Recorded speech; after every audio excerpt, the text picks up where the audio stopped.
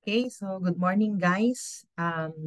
This is the video lecture for Unit 2, Theories on Social Dimensions of Education. So in here, we will look into um, how societies could actually influence education and vice versa. No?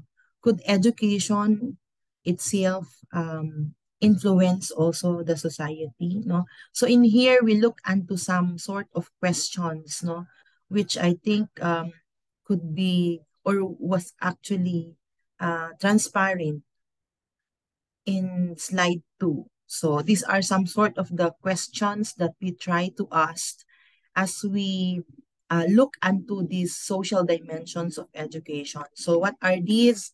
First, we have, does schooling create a society or does a society create schools?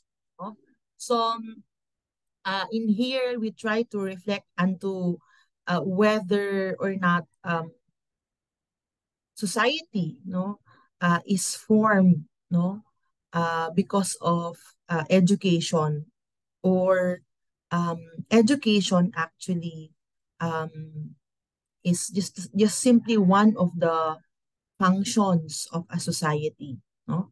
So do schools transmit the culture of a society or do schools transform the culture of a society? So there are two terms that we have to understand here. Transmission of culture, that means to say schools actually what do you call this, passed on what has been learned from one generation to the other, or does it transform? No, so it does not only transmit, no, meaning to say it does not only pass on the culture, but it transforms. Do schools do this? Okay, what else? These questions, yeah. So these questions point out on the roles of schools in the society, which can be examined on a sociological lens. And that is where the social dimensions lie in. Okay. So what do you think is the role of schools in the society? Okay. So in this particular slides, we look into theories, no, actually. Uh, if you go back onto the title of Unit 2, Theories on Social Dimensions of Education. And on these theories, we'll realize the core fold functions, no, or the core functions rather, or roles of the schools, particularly in the society. Okay, but first we have to understand what sociology means, because one of the key terms that we would bring in when we look into social dimensions would be the concept or the study of sociology. Okay, so what is sociology? Sociology is a scientific study of human social behavior. Okay, so it is concerned with all group activities. And do you consider education or schooling as a group activity? No? So actually, it was emphasized here. No? Group activities like those that concern the economy, no? The social aspect, the political aspect, the religious, and even the educational aspect. Okay? So sociology of education is the study of how social institutions, okay, and when we go back to social institutions, the very basic social institution is the family. Okay, but apart from the family, we have the church, we have the government, no, um, we also have the schools as part of the social institutions. Okay, so it studies how social institutions and individual experiences affect education and its outcomes. No? So say for example, uh, does the family in one way or the other influence education? Okay. Government. No? In what way do the government actually impact educational outcomes? No? So this would be highlighted as we go through the slides. Okay. Now, this in particular would now be focusing on the theories, and there are three theories, no, that we will be zeroing in when it comes to social dimensions of education. So this would be the consensus and conflict theory, the structural functionalism theory, and the interactionist theory. So we will take these one by one. Okay? So first, we have what we call the conflict and consensus theories. Okay? So these are opposite. These theories actually would operate in opposite each other. Okay? So where there is consensus, there is no conflict. No? But where there is conflict, there is no consensus. So anong ibig mo sabihin, ma'am? Magkasalungat itong dalawang ito. Okay? So sabi dito, society has two phases. The phase of a consensus and the phase of a conflict. Unfortunately, though these concepts are opposite to each other, they actually what do you call this? They are compensatory, and if we look into our situation in the society, these two are really the faces, no? FACES, no? Ito ang dalawang mukha, nakakalungkot man, no? Pero para bang yung two sides of a coin, di ba? We have the head and the tail, but still it makes up the coin. So in here, consensus and conflict theories would also be comparative to that to that, no? Like it may be opposite sides, but it still makes up the society. Okay? So, it says here, society cannot exist without both conflict and consensus. So, para mas maintindihan natin kung paano siya naging, tawag dyan, two faces, no? Katulad nga ng sabi ko, bakit two faces? Magkasalungat sila, pero it still makes the same society, no? Or it still makes up the society. Okay? So what is consensus? Consensus is a general or widespread agreement. So that's the clue word, agreement or harmony, no? Among all members of a society. Consensus is simply the absence of conflict, no? So, walang may disagreement, walang magkakaaway, no? Walang in conflict with each other. Okay? So, when members of a particular community are said to be in consensus, what we mean in there is that they work harmoniously. O, di ba? Very ideal, no? In an organization, for example, kahit nga sa class, i-observe nyo na lang ang klase nyo. No? Ang klase nyo ba, which do you think prevails the most? No? Consensus or conflict? No? Like, there are times that our class, no, our classmates, we actually are in harmony with them. We are one towards a particular goal. No? So as a class, for example, kung meron kayong class performance, halimbawa, no, is it not that you work together, you collaborate, no, you are in agreement with each other. So while siguro you brainstorm toward a particular output or a task, no, there may be conflict, but along the process you work out harmoniously, no, and you actually tend to be cooperative. You tend to agree with each other, no. So that is if you arrive in a consensus. Okay, but on the opposite side, there's what we call conflict, where there would be clash of ideas, no? There would be clash of principles, and definitely between people. Okay? So conflict, therefore, entails disagreement. And disagreement could either be covert, be obvious, no? Like silent war, di ba? Sino sa inyo yung kapag naiinis kayo sa jowa nyo o sa mga partners nyo, you tend to start a silent war. No? Covert. Hindi obvious, pero merong conflict. Hindi nyo na lang pinag-uusapan. No? Okay. Or overt. Bangayan. No? Verbal o pisikalan. No? So, consensus and conflict are two terms which are opposite each other. No? So, where there is conflict, there is what? Consent. Where there is conflict, no, there can be no consensus. No? But where there is consensus, ah, there can be agreement, no? And hence no conflict. Okay? Now, to actually um, make us grasp this consensus and conflict theories, we try to characterize it more, no? And particularly relate it with how the society functions. Okay? So, society, well, in the consensus theory, no?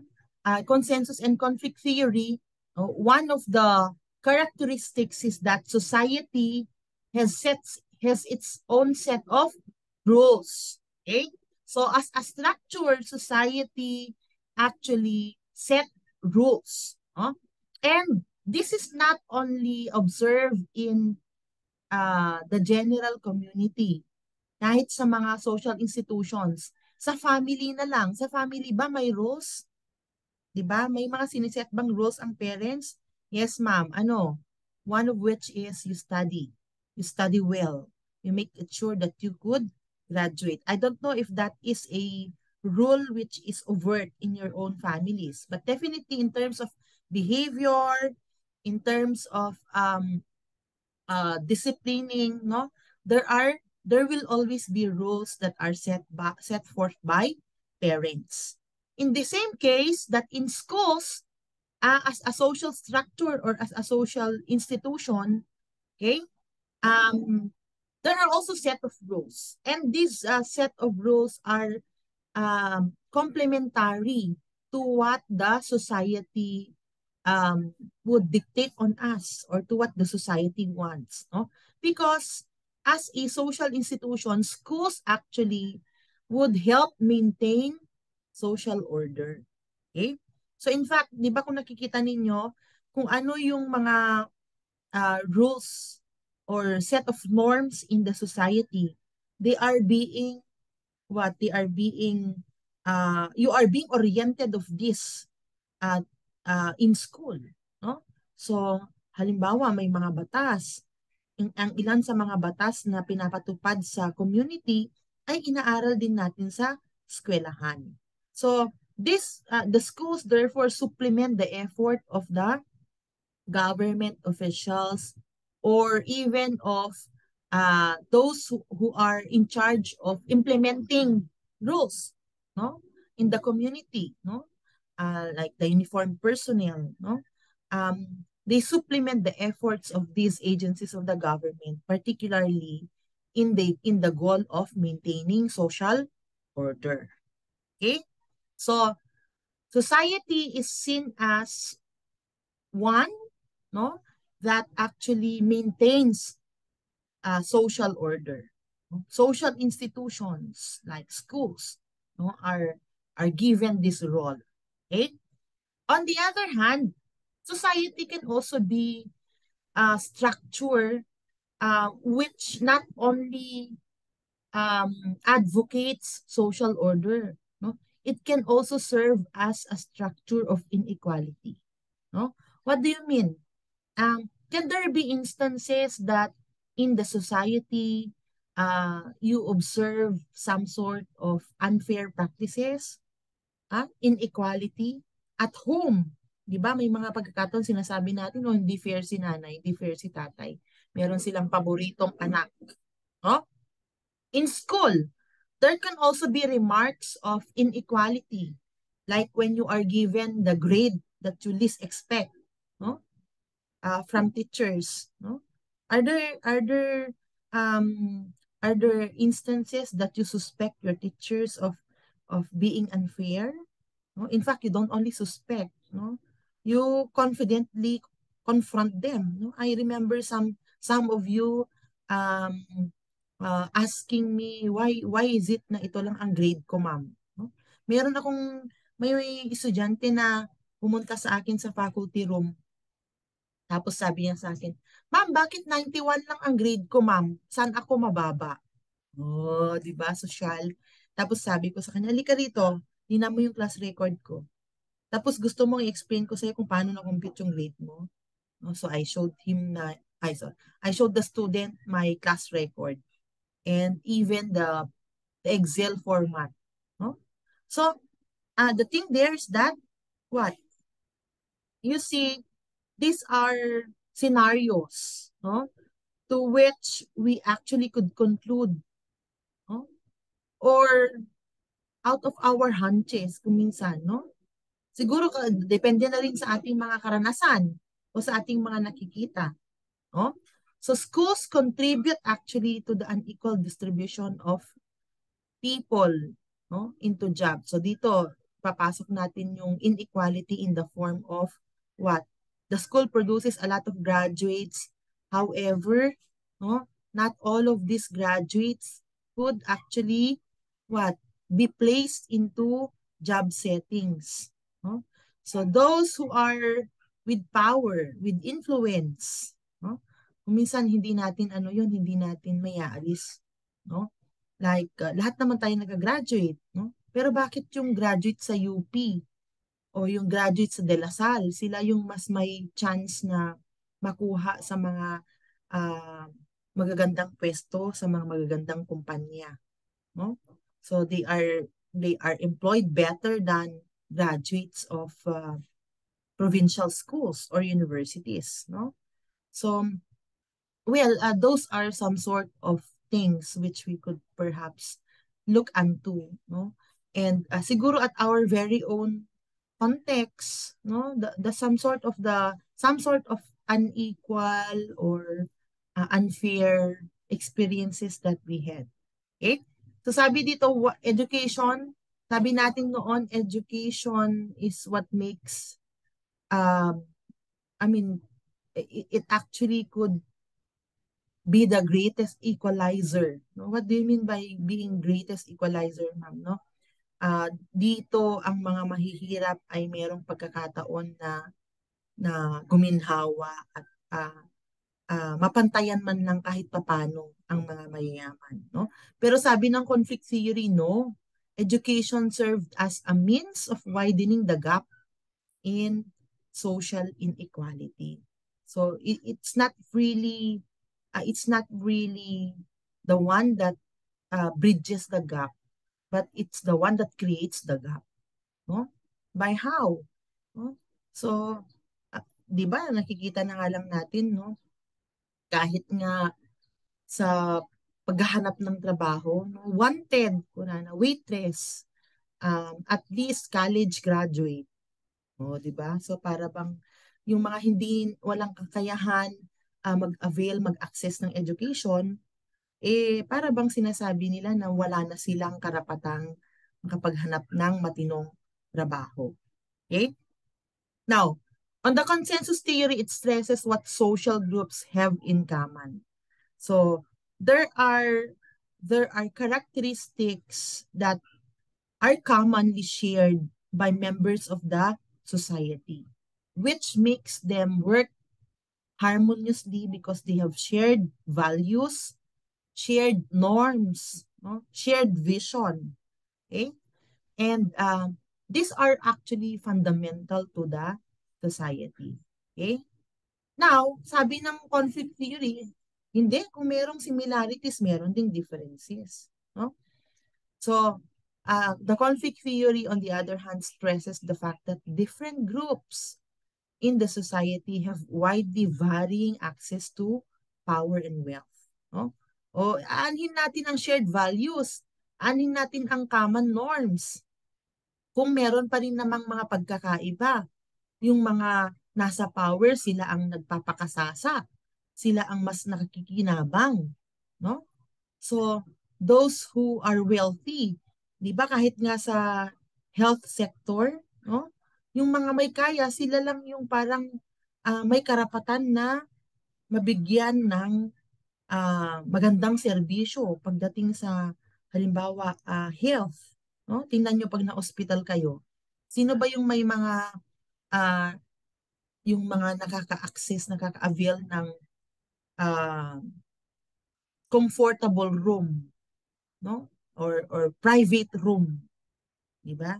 Sa CVMC nga, have you tried had any one of you experience being confined or that one of your family members having been confined in CVMC? No? Eh may mga ano din, may mga politics din, no? So, halimbawa, ang daming nakapila, no? Halimbawa sa orto, no? Naranasan ko 'yan kasi I was actually operated there nung na-disgrasya ang kamay ko, no? Ay, nung na-disgrasya ako pala, no? And naputol yung bones dito sa aking sa orbit ng aking finger sa right hand, no? So para bang ah, yung mga mahihirap pumipila talaga sila. Pumipila sila pagdating sa schedule ng doktor. Kung di mo kayang magbayad ng private na doktor na mag-oopera sa'yo, it will take you months in the hospital. Imagine mo kung naputol ang bone ng paa mo, no? So imagine mo yung naka tawag do parang nakabit. Alam nyo, have you been in the department of the CBMC? No? Alam nyo kung nandun kayo, kung maaawa kayo sa mga nandun. Kasi talagang, sa bagay, kahit sa ang ward naman, no? Okay? But anyway, ang point ko lang dito ay, if you cannot, if you don't have the wealth to actually hire private doctors who will do the operation or who will um, give you the necessary treatment, then you will be probably staying there for, for the rest of your lives. No? So exaggeration man, pero that is what I just wanted to point out. No? The discrepancy as to power and wealth. No? Parang ngayong Lenten season, siguro it would also form part of our reflection. Ganun na lang ba yun? No, na parang ang labanan na lang ay kung sino ang mayaman at kung sino ang makapangyarihan. No? But that is what the conflict theory is saying. Okay? So, yung social stratification natin, yung burgis, di ba nalala ninyo nung panahon ng Kastila, no? Kung sino yung mga nasa alta sosyedad, sino yung mga alipin. Okay? So these are some sort of the concepts um, of the conflict theorist. Okay? Consensus focus on social order based on tacit agreement. So there would always be, para bang sinasabi nila na, oh, may mga disagreement pero we have to sit down and we have to agree. No? So ang pinaka bottom line niya, we want social order, we want harmony, we want agreement. That's consensus theory. Ang kasalungat naman niya, conflict theory, it sees social order as a manipulation only of what? It's a manipulation and control by dominant groups. So in reality, there's no social order. Kasi kumbaga, ang social order is just called by the whims and caprices of those who are in power or those who are wealthy. Okay? So, in short, malabo yung social order na sinasabi mo, consensus theory. Yan ang sinasabi ng conflict theory. Okay. What else? Social change occurs in slow and orderly fashion. Okay. There can be changes pero it's not abrupt, no? So we go through processes. Yun ang sinasabi ng consensus theory. Ang sabi naman ng conflict theory, well, isa lang ang solusyon. Ha? Kung gusto ninyo ng social change, gusto niyo ng pagbabago, we have to take arms against the wealthy and the powerful. Kitilin natin ang kanilang mga buhay. O, di ba? Parang mala MP. Mala communist ang kanilang pananaw. No? So, ang nagpapakasasa lang naman sa kaban ng bayan ay ang mga nasa power at ang mga mayayaman, mga businessmen. They control the government. And hence, kung may changes man, kanila lang yun. Kaya kung gusto natin ng pagbabago, we have to overthrow them. Yun ang sabi niya. Okay? Consensus says, examine value integration in the society. Okay? So yun, kailangan meron talagang common values, shared norms, shared vision. Yun ang sinasabi ng consensus. Pero sabi ng conflict, no. We have to examine conflicts of interest. Kasi when power and wealth is there, tendencies are what? There will always be people who would want to have that power and wealth forever. So, kailangan tingnan natin how sincere their interests are to, for example, lead the government. No? So, kailangan natin tingnan ang conflict of interest and coercion. So, they can never be pro-agreement ng mga to. No? So, there would always be pro-conflict. Absence of conflict is seen as the equilibrium sets on a society based on a general or widespread agreement among all members of a particular society.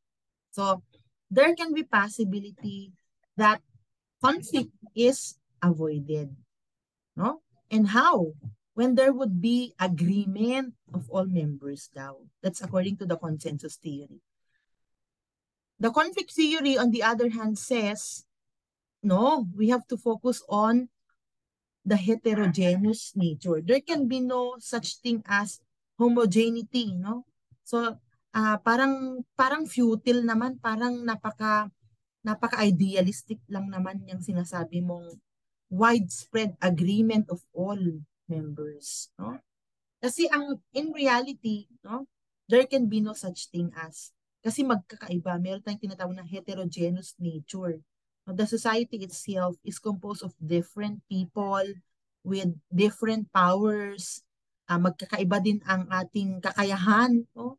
Yung wealth, no, yung economic natin, capacity natin magkakaiba. Okay? So political and social power, meron yung mga talagang uh, masyadong may mga connection, no?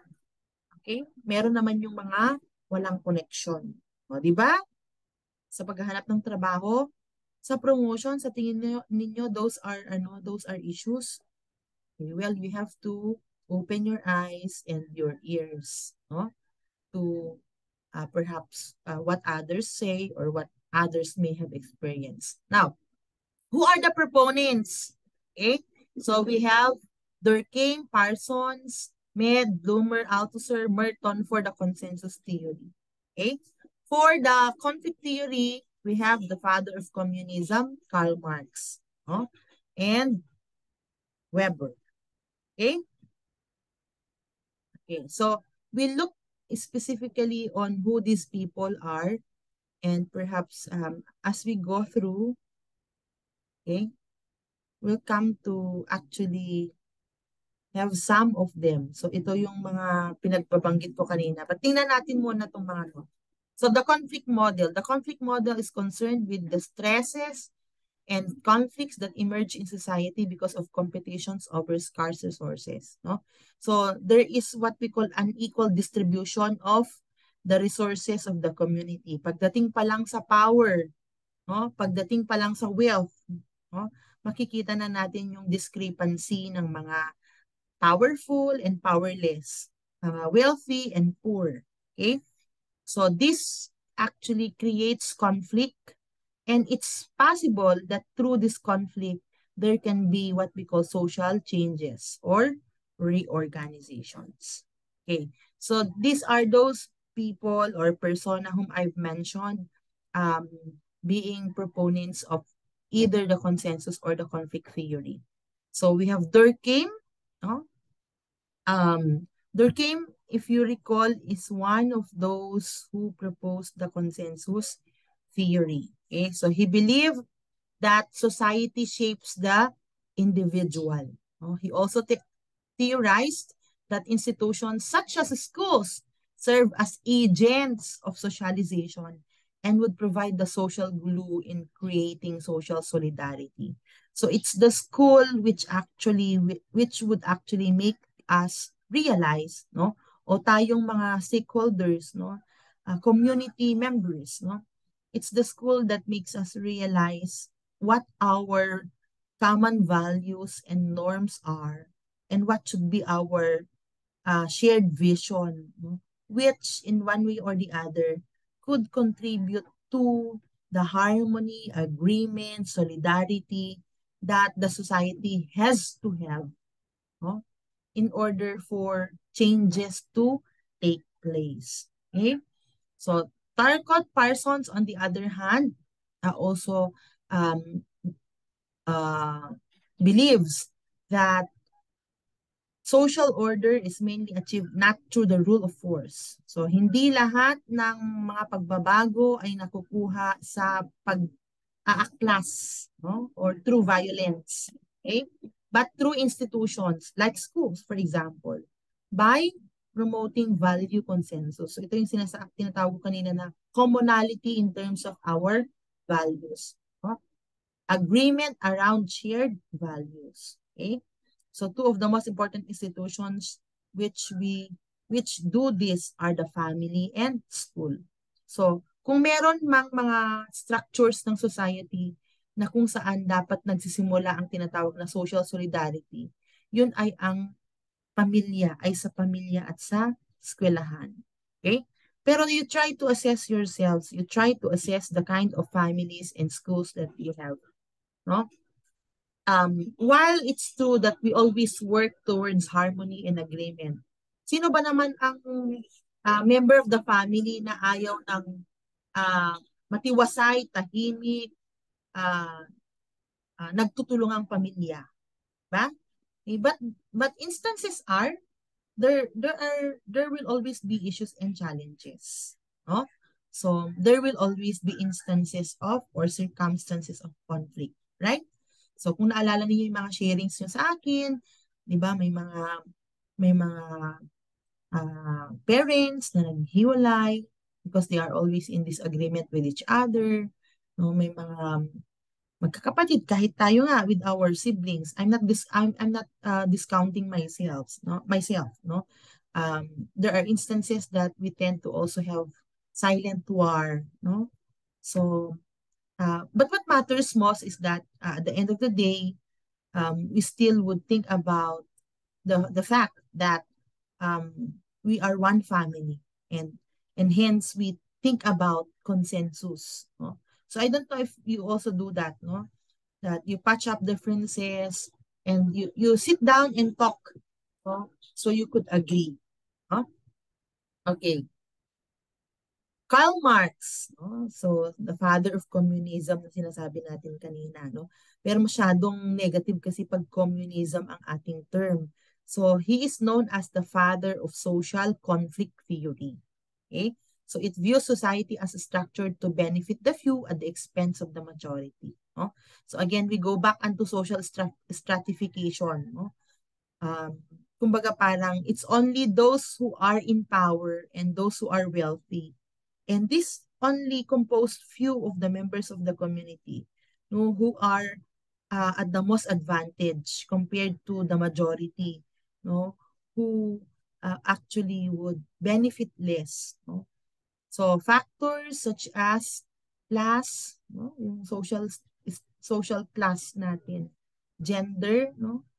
Siguro hindi na masyadong hindi na masyadong problema. Pero may mga inequalities pa rin, tama ba? Race. Oh, hindi not siguro not necessarily sa Philippines, no? Although meron pa rin bang mga inequalities, racial inequalities and age. These are all linked to social inequality. Okay? Max Weber argues that schools teach and maintain particular status cultures. So, Weber, I think, is one of the proponents of the conflict theories. Okay? He argues that education system trains individuals in specialties to fill needed positions. So, kumbaga parang schools also create the gap, no?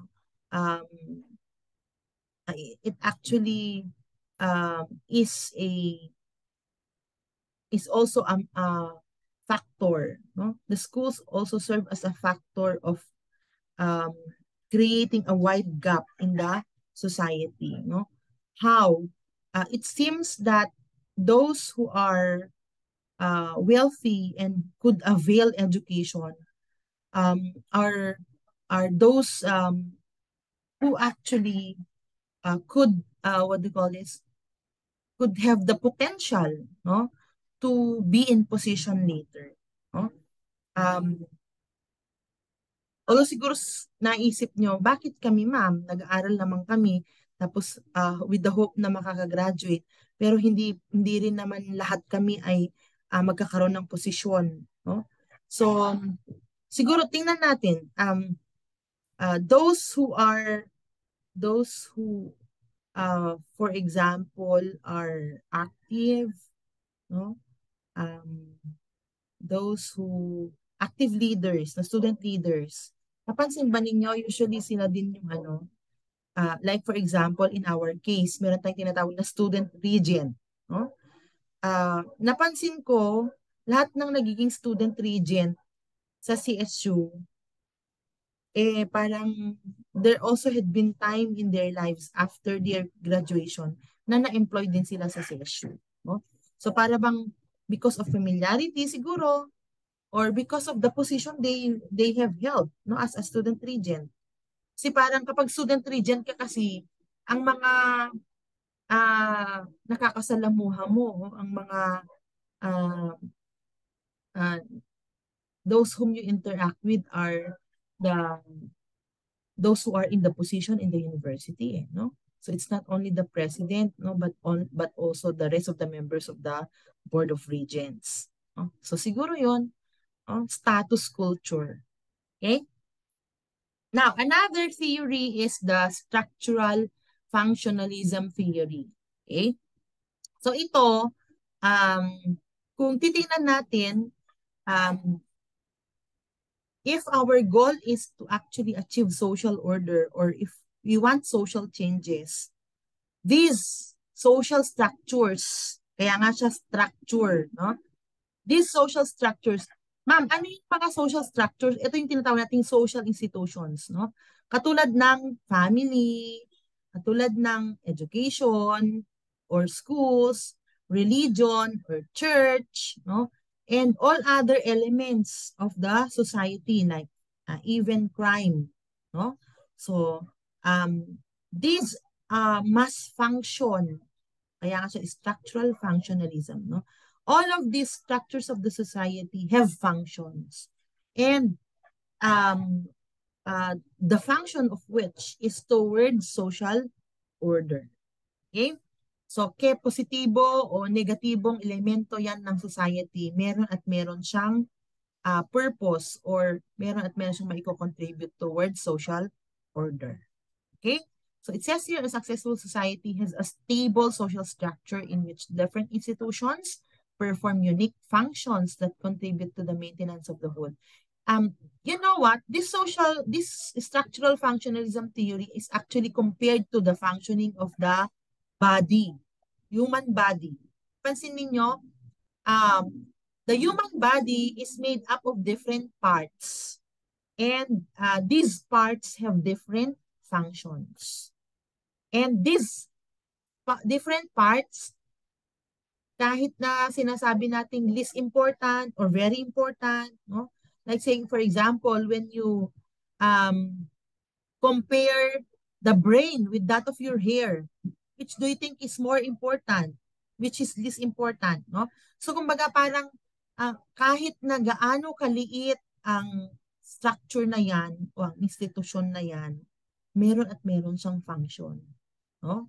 So once these structures function holistically, it actually contributes to the efficiency of the person. Diba? Kung halimbawa body parts yan. And if this would be compared to the society, when all of these social structures would work together, no?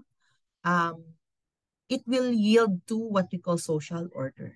Okay? Society is a system of interconnected parts that work together in harmony to maintain a state of balance and social equilibrium for the whole. Okay? Education offers a way to transmit a society's skills. So dito titingnan natin kung ano-ano ang pwedeng mai-contribute ng bawat institusyon or struktura ng society at kasama doon ang education. So transmission, it's more of transmission of skills, knowledge, and culture to or from one generation to the other. Okay, specifically, we try to look into the different functions of education according to the structural functionalism theory. Okay, so we have what we call the 4S, socialization. Oh, in school ba, are you given the chance to interact, to know each other, I mean to know your classmates, to know everyone else, to socialize specifically. Okay? So one of the functions and one actually of the important functions of education is socialization.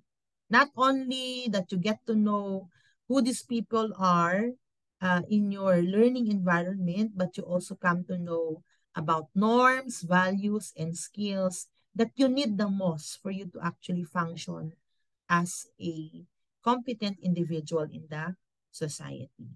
Okay? Education is seen as a primary vehicle for learning the norms, the values, and the skills that you need. Okay? Socialization. Social integration.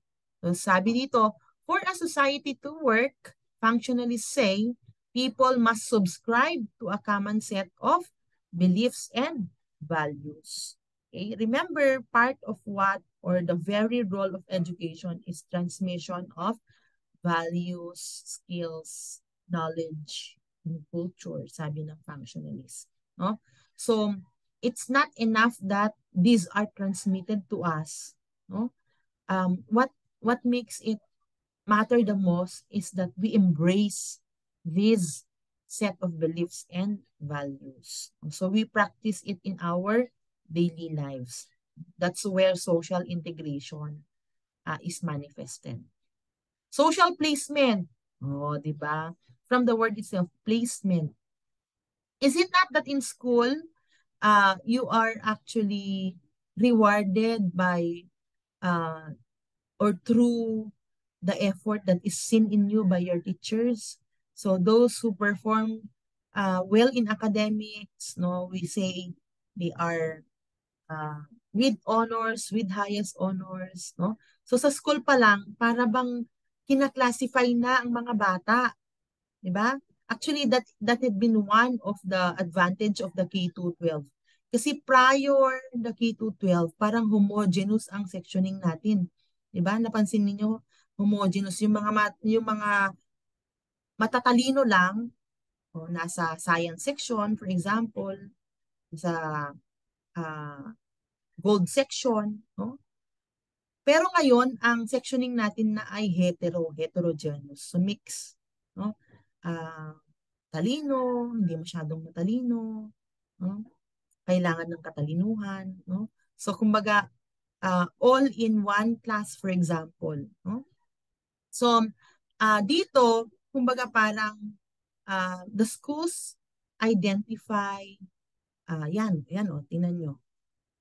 Schools identify, students are identified by teachers as bright and motivated or as less bright and even educationally challenged. No? So depending on how they are identified, children are taught at the level that is taught to suit them best. No? So depending on what you need, no, in terms of scaffolding perhaps, or even in terms of what knowledge should you learn. Ngayon, ang elementary, meron na silang science section. Dati, SPED class lang, no? So, ngayon, meron ng tinatawag na science curriculum. So, iba yung inaaral nila dahil sa level ng kanilang kakayahan. Okay? Social and cultural innovation. Okay? From the term itself, social and cultural innovation. So, it does not only talk about transmission but also transformation. Okay?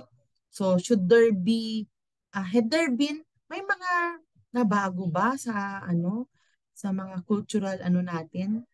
No, hindi na masyado kaya nga siguro ang kagandahan sa atin sa college, no, binabalik pa rin natin yung mga tradisyon, yung mga nakaugalian. While we introduce some innovations, like say for example, in your basic PE classes, meron kayong mga choices kung anong mga PE class ang gusto ninyong atenan. Pero meron pa rin dito, kasama pa rin dito, nakakatuwa yung indigenous Filipino games. No? And this still would actually be mirroring our culture. Okay? Yan. So the structural functional model, it says here that the social structures like your family, your school, your church would provide preset patterns which evolve to meet human needs. And these would lead to stability, order, and harmony, and to the maintenance of a society, which further leads to what we call social order. Okay? Now, Talcott Parsons actually, is the proponent of the structural functional model. So Parsons believed that education is a vital part of modern society, a society that differs considerably from all previous societies. In here, schooling performs an important function in the development and maintenance of the society, particularly with regard to equality of opportunity for all citizens. No? So, the schools, therefore, are seen as a vehicle that provides equal opportunity for everyone, actually, to be developed, no? And to be, what do you call this? Yeah, to be developed, parang ganon. Okay?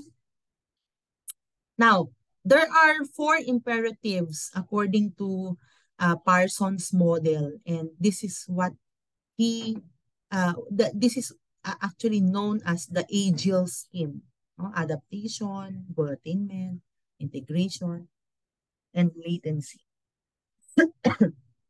Okay, so we take them individually, no? So adaptation, a system must cope with external situational exigencies.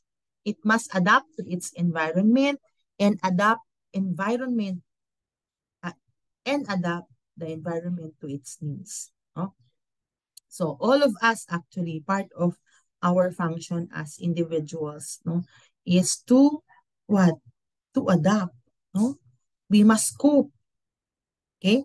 And not only is the individual that is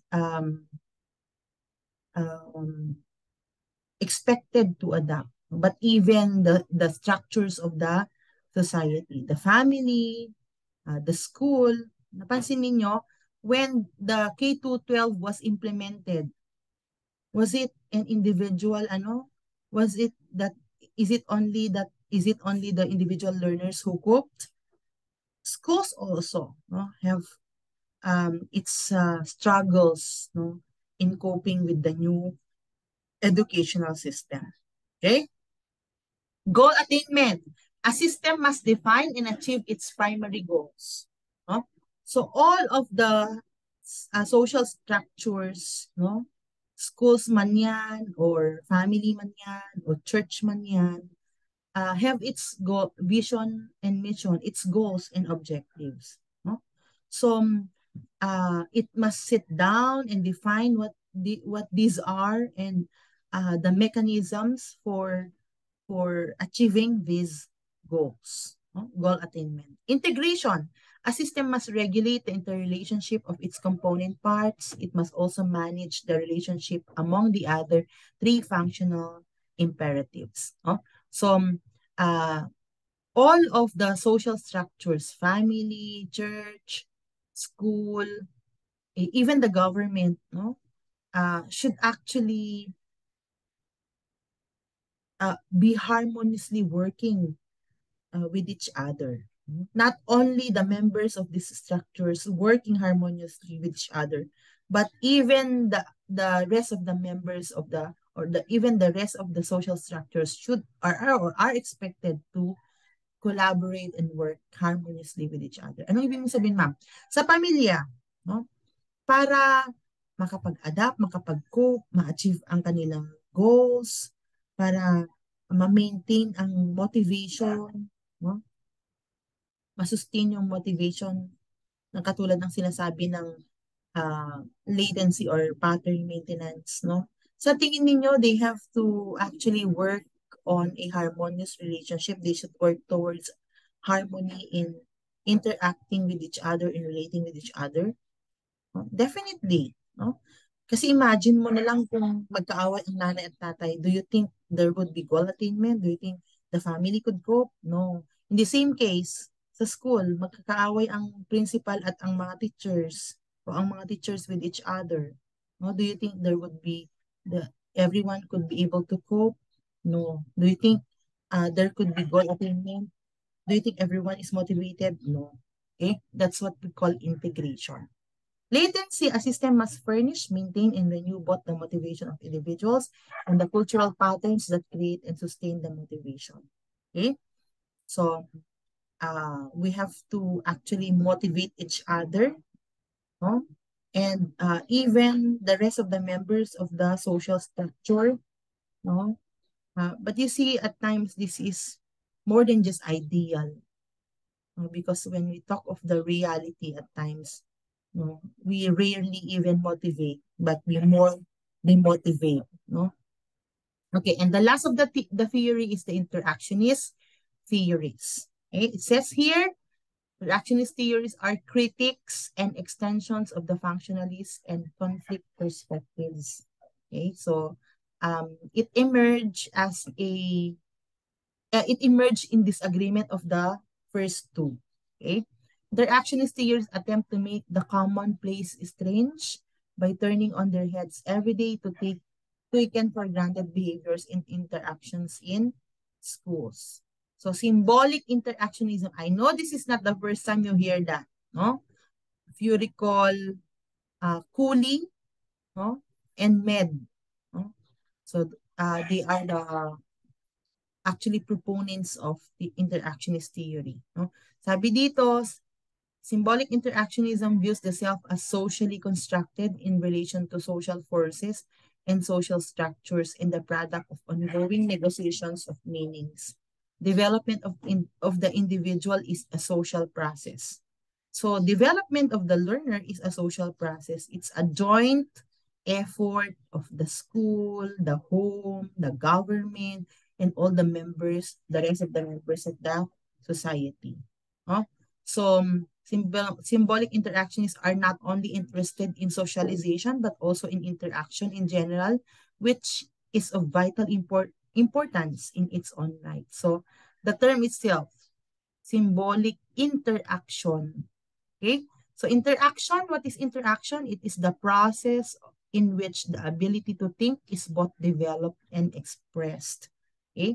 So it actually is through the process of interaction that individuals or the self is developed. Okay? So just imagine a child interacting with an adult or a learner interacting with a teacher. Okay? Those are chances actually of learning from both. No? So I always believe that learning is a two-way process. No? So but you see, if you're a child or if you're a learner, or vice versa, if you're an adult or a teacher, much is expected of you. That is if we take it through the interactionist perspective. Okay. Now, what else? To move further, it says that so the following are the laid down principles of symbolic interactionism. Okay? So first, human beings are endowed with the capacity for thought. Okay? I think hindi na natin kailangan explain yan. No? Kung naiintindihan ninyo ang pinagsasabi ko, that is in itself a manifestation that you have the capacity to think. The capacity to think is shaped by social interaction. Okay? Again, babalik tayo doon sa concept na at birth, the mind is a tabula rasa. Kanino ulit yan? Kay John Locke, di ba?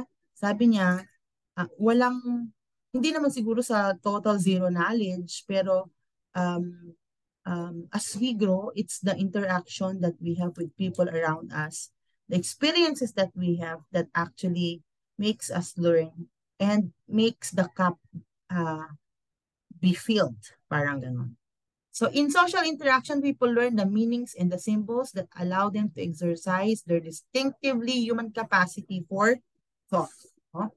And I don't know if that's the beauty in it or that's the danger in it. No? What do you mean, ma'am? Oh, the beauty in it is that we have the free will. Oh, we have the freedom actually for thought. Oh, but that is where the danger also lies in. Oh, what do you mean, ma'am? At times we tend to overinterpret, we misinterpret, no? And these are bridges for misunderstandings. Okay? Meanings and symbols allow people to carry on distinctively human action and interaction. So, depending on how we interpret things, what words or things mean to us, these are the very basis of our action and interaction. People are able to modify or alter meanings and symbols that they use in action interaction on the basis of their interpretation of the situation.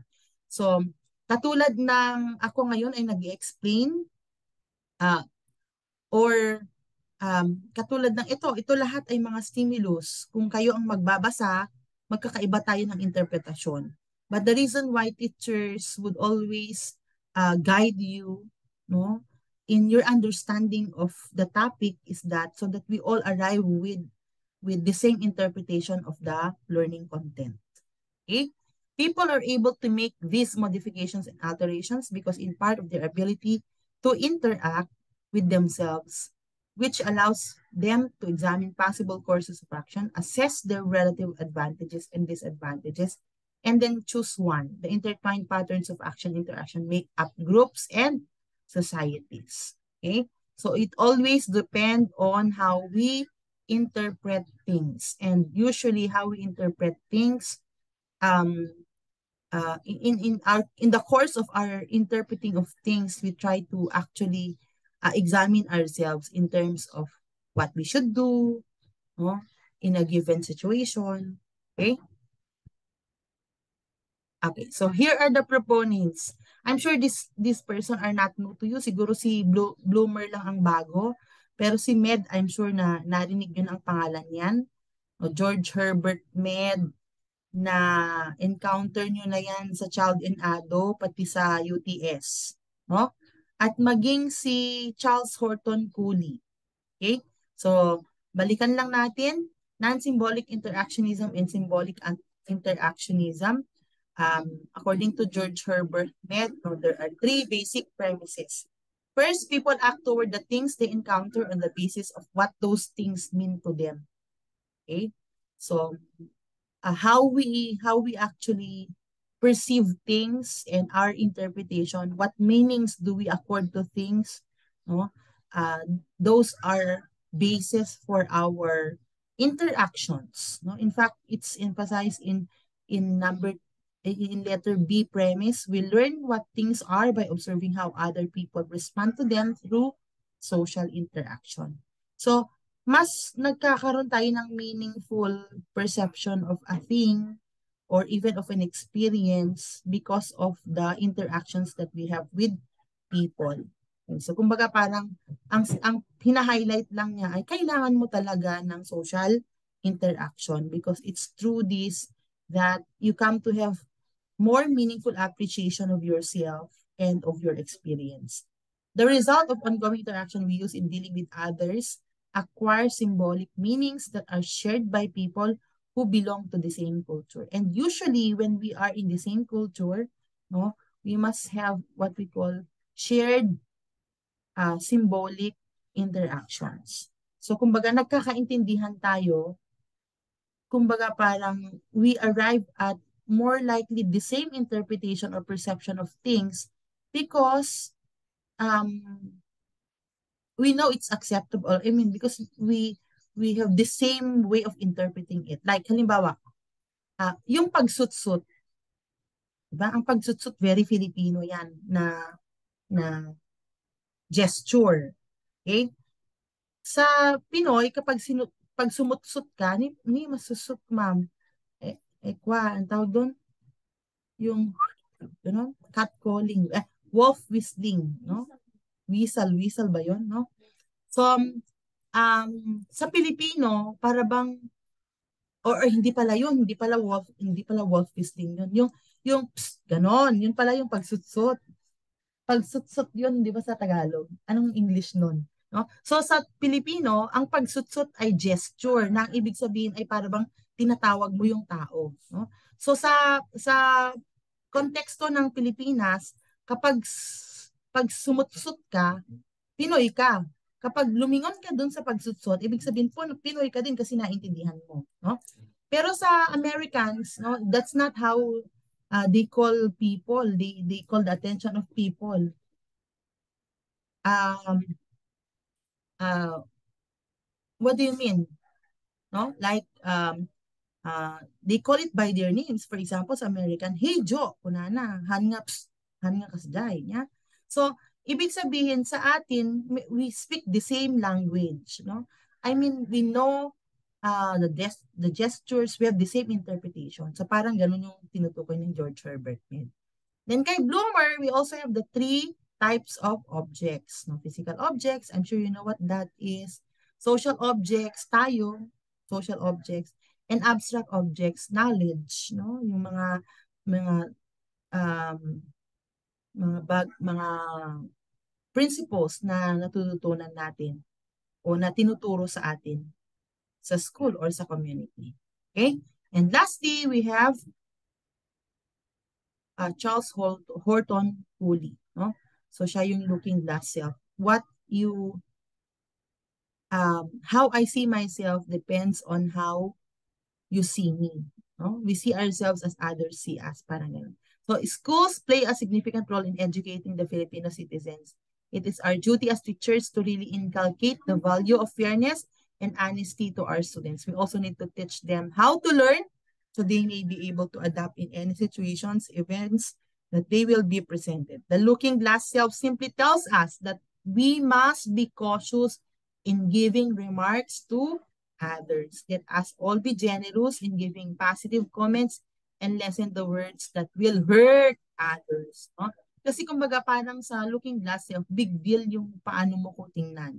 So kung nakikita mo ako bilang tamad na estudyante, nakikita mo ako bilang bobong estudyante at lalong-lalo na kapag nai-articulate mo yun sa akin, it affects my self-concept. No?